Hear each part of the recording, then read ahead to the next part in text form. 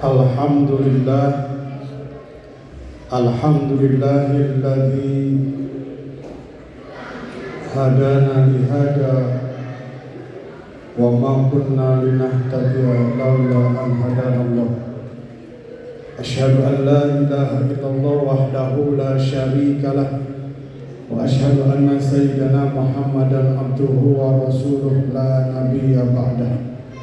Allahumma fasholli wa sallim ala sayyidina wa habibina wa syafi'ina Muhammadin ibni Abdillah wa ala alihi wa ashabihi wa man iqtada huda. Amma ba'du fa ya ibadallah, usikum wa iyaya bitaqwallah. Ittaqullaha haqqa tuqatih wa la tamutunna illa wa antum muslimun. Qala ta'ala fi kitabihil karim wa huwa ahsanul qailin. Bismillahirrahmanirrahim. Wa ibadur rahmanil ladzina yamshuna 'alal ardi hauna wa idza khatabahumul jahiluna qalu salama. Shadaqallahul 'azim wa shadaqa rasuluhul habibul karim. Wa nahnu ala dzalika minasyahidin wasyakirin walhamdulillahi rabbil alamin. Saudara kaum muslimin sidang Jumat rahimakumullah, marilah kita petik, kita ambil hikmah dan manfaat salat Jumat ini sebaik-baiknya. Jangan disia-siakan waktu yang sangat singkat ini, terutama dalam rangka meningkatkan takwa kita kepada Allah Subhanahu wa taala. Keluar dari masjid ini, volume takwa kita semakin penuh, sinyal takwa kita semakin kuat. Saudara, kita memasuki tahun baru 2024, sekaligus nanti malam kita memasuki tanggal 1 Rajab 1445 Hijriah. Ada titik koordinat yang bisa kita sinkronkan. Tahun baru, momentum introspeksi diri. Isra Mi'raj di mana terjadi di bulan Rajab, momentum untuk mengintrospeksi diri kita, kehambaan kita kepada Allah Subhanahu wa taala. Karena ayat tentang Isra Mi'raj itu erat kaitannya dengan pengakuan Allah terhadap kehambaan Nabi Muhammad, sehingga ayatnya subhanalladzi asra bi abdihi, maha suci Allah yang sudah memperjalankan kepada hambanya. Abdul, hamba. Satu fakta bahwa kehambaan Nabi Muhammad diakui oleh Allah Subhanahu wa taala. Beda diakui dengan pengakuan. Kalau pengakuan mengklaim dirinya itu belum tentu diakui. Mengklaim diri kita dekat dengan wali kota, belum tentu Pak Wali Kota mengakui kedekatan kita. Kita mengklaim diri kita dekat dengan presiden, belum tentu presiden mengakui. Kita mengklaim diri kita dekat dengan salah satu pasangan calon, belum tentu mereka mengakui. Bisa jadi aku-akuan, pengakuan. Beda kalau diakui. Subhanalladzi asra bi abdihi, ini bentuk pengakuan Allah secara otentik. Nabi Muhammad itu tidak sekedar hamba, tapi kehambaannya diakui oleh Allah. Kita ngaku umat Nabi Muhammad. Apa Nabi Muhammad ngaku kita sebagai umatnya? Belum tentu. Tiap hari kita berdoa, ya Allah, hamba ini hamba yang penuh dosa, ngaku-ngaku hamba. Emang Allah mengakui kehambaan kita? Ya Allah, hamba ini fakir, hamba ini miskin, ngaku-ngaku hamba Allah. Emang Allah ngaku kehambaan kita? Oleh karenanya kita harus berjuang, berusaha menampilkan, melakukan, melaksanakan ciri-ciri kehambaan supaya kehambaan kita diakui oleh Allah, tidak sekedar pengakuan. Oleh karenanya saudara-saudara, pada khutbah kali ini saya ingin mengajak saudara-saudara, termasuk ajakan ini untuk diri saya, mengintrospeksi diri kita. Sudahkah kita layak pantas disebut hamba Allah? Sudahkah kita melakukan apa-apa yang pantas selayaknya sebagai hamba Allah? Ngaku hamba Allah, faktanya hamba harta. Berangkat pagi gelap, pulang gelap. Apa itu hamba Allah? Hamba dunia, sholat ditinggal, sudah keluar gajian lupa zakat. Apa itu hamba Allah? Hamba harta. Kita kalah sama anak, apapun maunya anak. Demi anak kita melakukan yang haram. Hamba anak, bukan hamba Allah.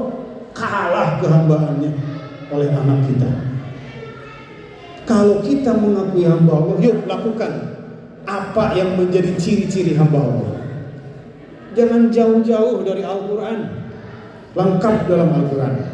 Ciri-ciri hamba Allah ada dalam surah Al-Furqan ayat 63 sampai 77. Banyak banget. Ada 12 cirinya. Saya akan mengutip 5 saja, sesuai dengan takaran khutbah Jumat yang singkat ini. Bismillahirrahmanirrahim. Wa ibadur rahman, dan hamba Allah yang maha rahman. Yang pertama mana yang disebut hamba Allah? Lakukan ini. Alladzina yamshu 'alal ardi hauna. Ini yang pertama. Orang yang berjalan di muka bumi dengan hauna. Apa itu? Rendah hati, tidak sombong. Jadi yang disebut hamba Allah itu adalah orang yang hidup di dunia ini jauh dari takabur, jauh dari ujub, jauh dari riya. Saudara, lihat, ini akhlak ini hubungannya apa? Hablum minan nas, saudara-saudara. Akhlak sosial. Jadi yang disebut hamba Allah nomor 1 bukan rajin sholat dulu, bukan rajin tahajud dulu, bukan yang rajin baca Quran.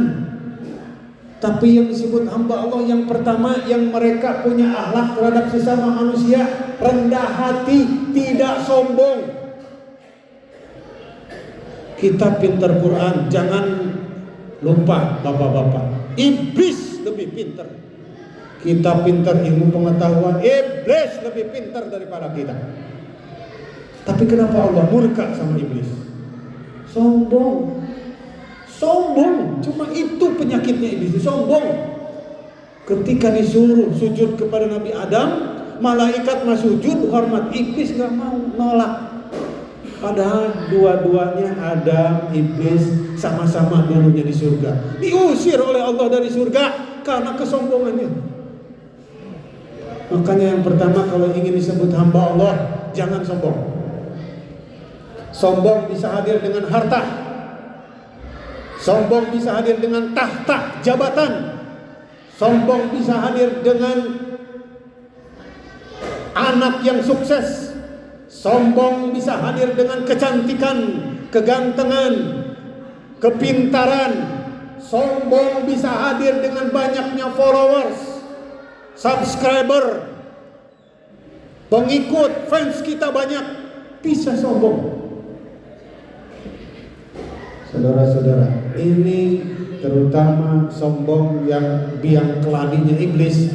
Sombong karena rasis iblis ini, karena memandang dia diciptakan dari api lebih mulia daripada tanah. Siapa bilang inna akramakum indallahi atqakum? Yang paling mulia itu yang paling bertakwa. Satu. Yang kedua, ciri hamba Allah yang Maha Rahman itu, wa idza khatabahumul jahiluna qalu salama. Ini cocok nih dibahas dalam konteks sekarang. Apabila mengajak bicara kepada kita orang-orang yang tong kosong nyaring bunyinya, yang jahil, yang tidak waras pikirannya, yang sumbunya pendek, yang mudah terbakar dengan berita hoax, tanpa data, tanpa survei, qalu salama. Mereka berbicara dengan damai, santun. Kalau ngajak ngobrol nggak bener, nggak diladenin, nggak level. Kalau isi obrolannya ngejelekin orang lain, berbelok. Itu minimal. Maksimalnya kita rubah obrolan yang tadinya gibah menjadi obrolan dakwah. Obrolan yang tadinya duniawi, kita rubah obrolan jadi ukhrawi. Itu yang hebat, merubah. Minimal menghindar, minimal diam. Falyakul khairan aw liyasmut. Jangan sok tahu, tidak tahu masalah tapi kita nimbrung masalah. Falyakul khairan, berkata baik, aw liyasmut, atau lebih baik diam. Dua. Yang ketiga, ciri hamba Allah yang sejati adalah walladzina yabituna lirabbihim sujjadaw wa qiyama. Mereka yang berdiam diri di waktu malam, sujjadan wa qiyama, memperbanyak sujud, memperbanyak qiyamul lail. Rasul bengkak kaki karena tahajud terus. Lah kita banyak dosa, boro-boro kita bengkak karena sujud terus. Penyakitan kita karena sering melakukan urusan-urusan duniawi, dijajah oleh dunia sehingga kaki kita bengkak, kaki kita capek. Nabi Muhammad lecet kakinya karena tobat kepada Allah.